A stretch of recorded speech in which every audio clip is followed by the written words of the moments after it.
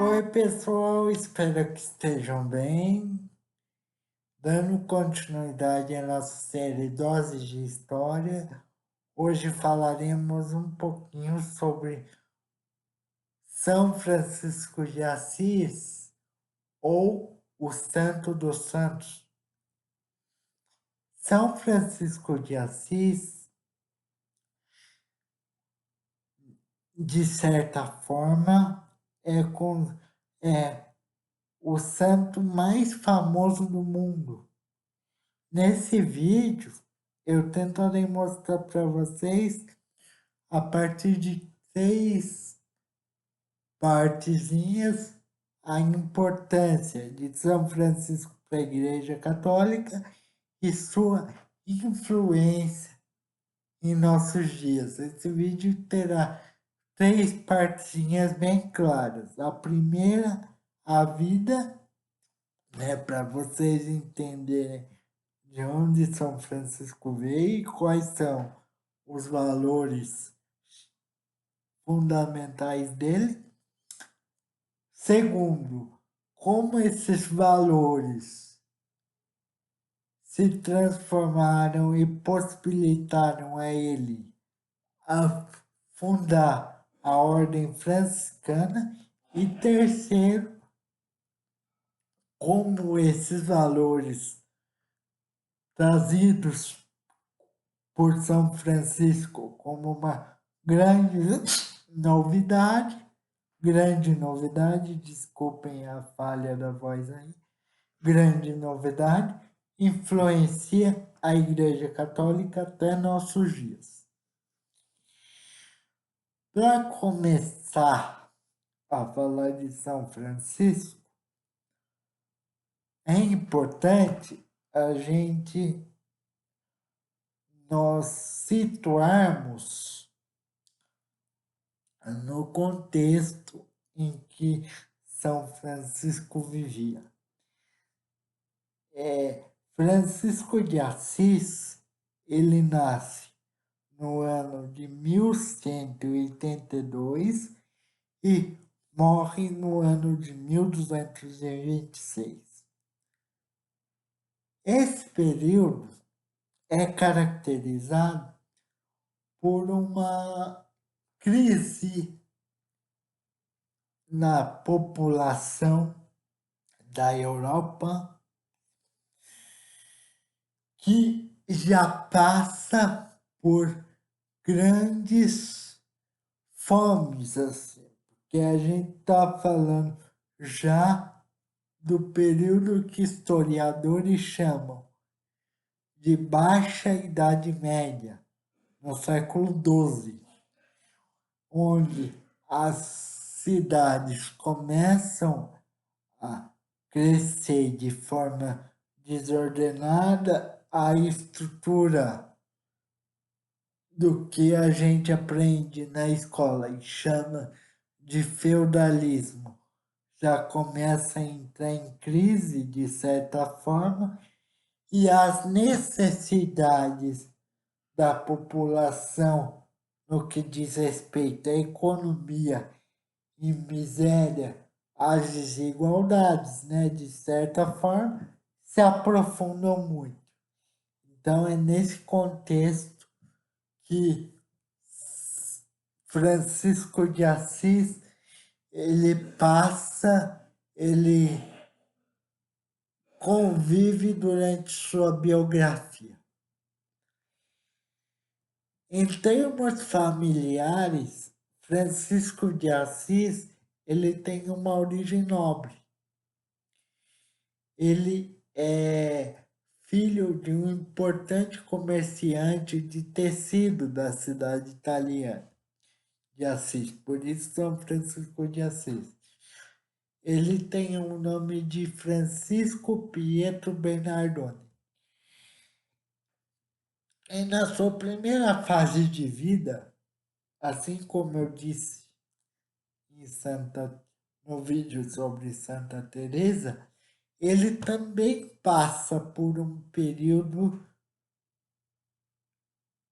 de relativa normalidade, entre aspas, porque ele ia para as festas, ia para tabernas da época, que seriam correspondentes aos bares de hoje, falando de uma maneira clara, aos bares de hoje. Ele teve contato com mulheres, com, com os vícios da vida, vamos dizer assim. Até que chega um momento que ele, por ser de uma família nobre, é convocado a proteger a cidade de Assis em uma disputa por terras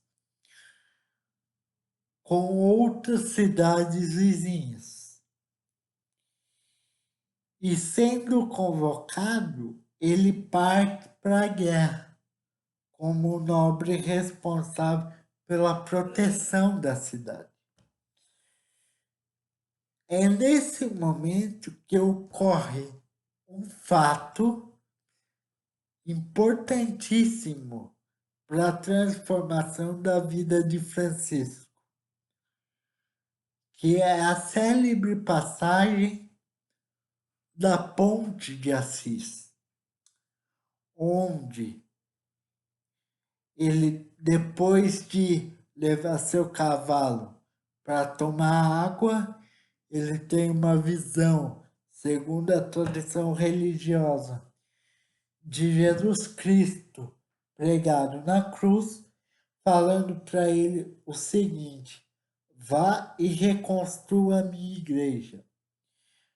De início, ele não deu muita bola, mas logo em seguida, sua tropa é atacada. E em cima da ponte de saída da cidade. E ele percebe que aquilo não era o que ele queria, de alguma maneira, no interior dele. Então ele foge. Ele foge e por causa disso ele é considerado desertor. Essa atitude dele provoca uma reação do povo da cidade, principalmente de seu pai, que fica muito envergonhado, porque Francisco, como consequência disso, ele é preso e fica por volta de 2 anos preso. Quando ele sai, o pai tenta fazer com que ele assuma os negócios da família. Mas São Francisco, Francisco, no caso, ele já não quer assumir essa responsabilidade, porque ele enxergava que aquilo não era para ele. E gradativamente ele vai sentindo uma transformação interna dele. E a mensagem que ele recebe de Deus através da visão de Jesus vai reconstruir a minha igreja. No primeiro momento ele entende literalmente que a igreja principal do vilarejo onde ele vivia estava destruída devido a um terremoto que tinha ocorrido alguns anos antes.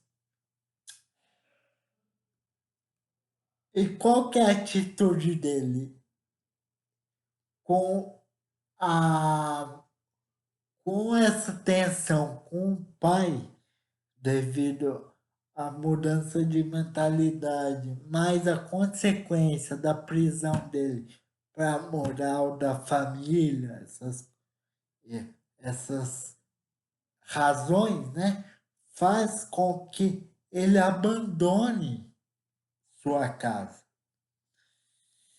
e passe a andar pelo vilarejo e pela cidade, vivendo através de doações.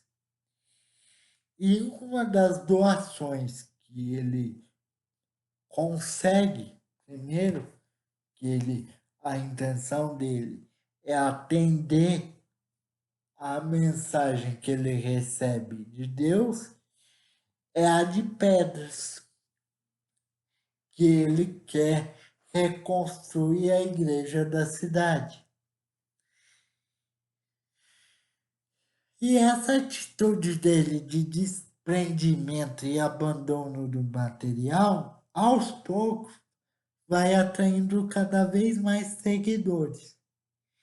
Cada vez mais seguidores que abandonam o material e buscam uma vida de simplicidade e a imitação de Jesus pela leitura do Evangelho. À medida que esse número de pessoas vai aumentando, Francisco de Assis elabora uma regra, um conjunto de procedimentos para a montagem de uma nova comunidade religiosa, baseada no princípio da imitação de Cristo, mas a simplicidade e o abandono do material. Tendo isso em mente, em 1206, aproximadamente, se tiver alguma falhinha de data aí, por favor, me corrijam, não tem problema nenhum. 1206, ele vai pela primeira vez com 12 companheiros da nova comunidade tentar apresentar a sua regra ao Papa Inocêncio III, que era o comandante da igreja da época. De primeira, São Francisco não consegue ser recebido pelo Papa, porque nesse período era razoavelmente comum religiosos apresentarem suas regras para aprovação do Papa. E ele foi considerado apenas mais um. Ele só consegue a aprovação do Papa Inocêncio III no ano de 1210, que ele vai junto com os 12 amigos tentar novamente, e uma das interpretações mais famosas é de que o Papa Inocêncio III, quando viu Francisco de Assis, ele se apresenta, o Papa se recorda de um sonho em que Deus teria dito para ele que o frade ia procurá-lo e, a partir dele, a igreja ia ser reconstruída. Aí o termo da metáfora, vai reconstruir a minha igreja. O São Francisco entendeu inicialmente, literalmente. Depois, com o auxílio do Papa, ele percebe que a transformação seria estrutural na igreja. Então, de certa forma, quando ele consegue a aprovação da regra da ordem franciscana, que tem essa mudança de termo depois da aprovação, de comunidade para a ordem franciscana, ordem pelo fato de ter uma regra e ser separada do clero comum, que é importante a gente fazer essa distinção. São Francisco de Assis, ele nunca foi padre e nunca foi religioso. O que isso provoca como consequência? Francisco de Assis, ele apresenta uma regra pelo fato de ele fazer parte de uma ordem leiga, ou seja, oficialmente separada da igreja oficial, da hierarquia oficial da igreja. Por isso que as ordens religiosas precisam da autorização do Papa para funcionar, que seria, vamos dizer assim, as ordens religiosas seriam mais ou menos um braço independente da Igreja Católica, embora esteja subordinada ao Papa, a autorização do Papa, ela possui uma administração com seus superiores, sua administração, sua burocracia, vamos dizer assim. Depois dessa aprovação, Francisco de Assis começa a desenvolver sua estrutura para desenvolvimento de suas atividades, que era pautada em quê? Basicamente, ao auxílio dos mais necessitados. E uma relação muito próxima com a natureza, porque ele acreditava que tudo era integrado numa só realidade. A grande inovação que São Francisco trouxe foi essa, a visão de que tudo era integrado numa mesma realidade. O que eu quero dizer com isso? Ele acreditava que o ser humano tinha responsabilidade com a natureza e a natureza tinha uma responsabilidade com o ser humano que era dada por Deus. Então, a responsabilidade do ser humano qual era? Era cuidar da natureza para que a natureza pudesse cumprir sua missão dada por Deus. É basicamente isso. E ao mesmo tempo, com essa visão, ele também tenta integrar os mais necessitados, de que os mais ricos, de certa forma, poderiam ajudar os mais necessitados e diminuir o seu sofrimento. Então, com isso na cabeça, São Francisco começa a desenvolver um trabalho de ação direta, de assistência, principalmente aos doentes e aos leprosos. Nesse momento, São Francisco conta com o auxílio de uma pessoa muito importante em sua biografia, que é a de Santa Clara, a ajuda de Santa Clara, que seguindo o exemplo de Francisco, funda a ramificação feminina, que hoje são conhecidas como clarissas, que adotam mais ou menos o mesmo princípio dos valores de São Francisco.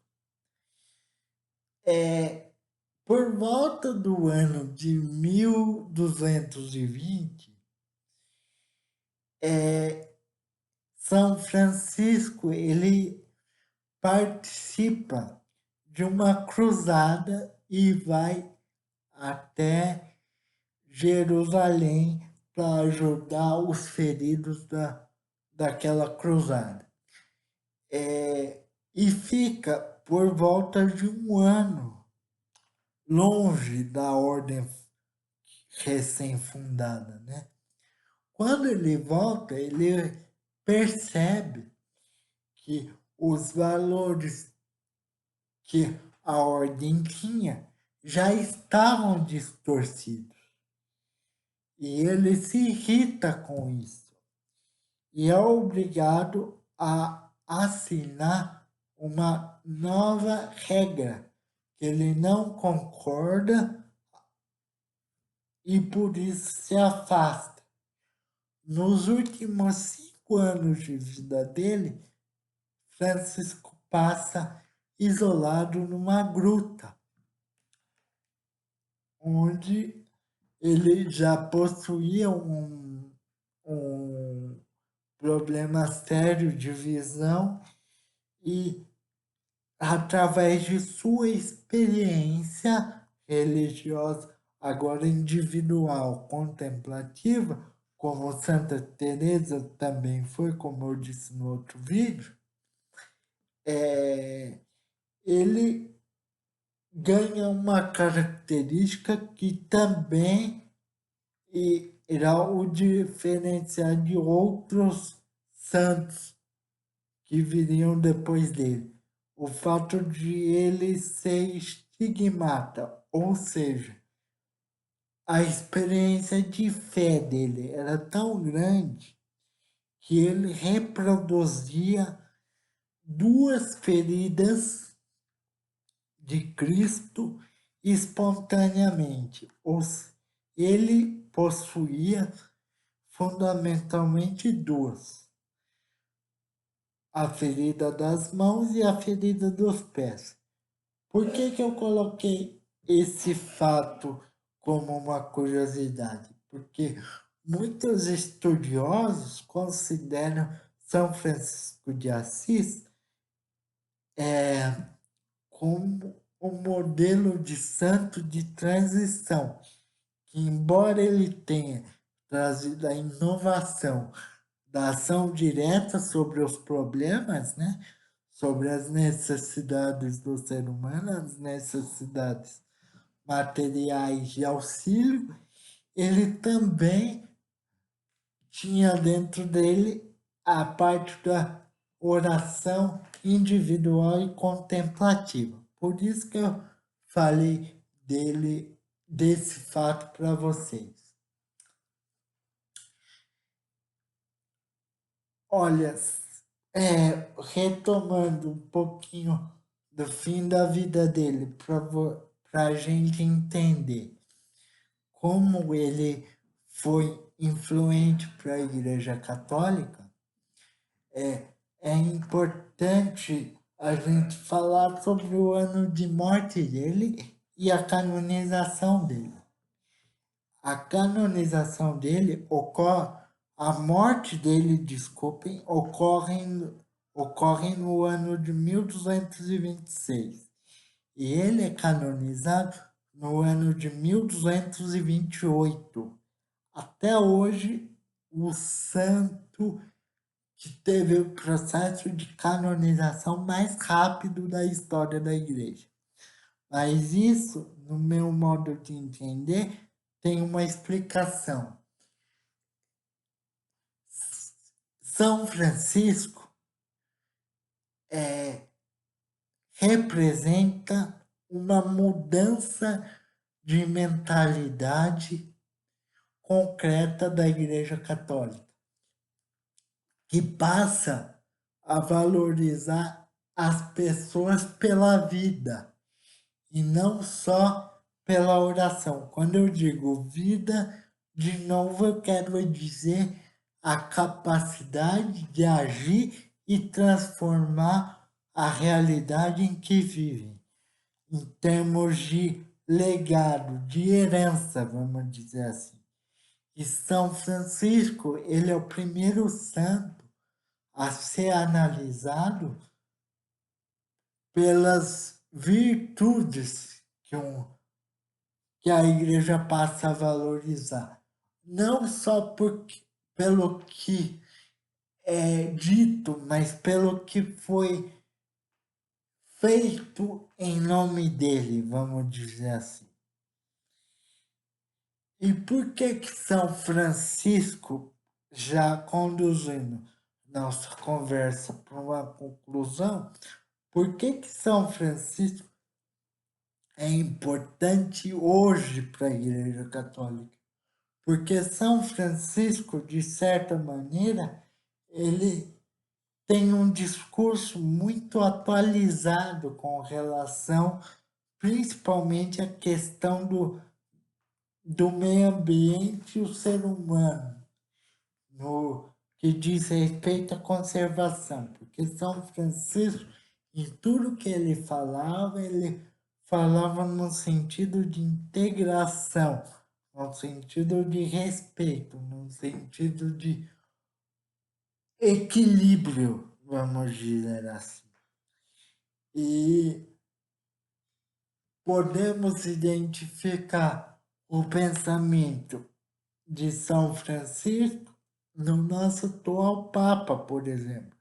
O Papa Francisco, quando escreveu um documento chamado Laudato Si, que depois eu coloco para vocês na descrição o link para o documento, ele pega muitos elementos do pensamento de São Francisco de Assis e joga para a nossa realidade em um documento que foi publicado em 2013, que é esse documento do Papa Francisco falando sobre o meio ambiente.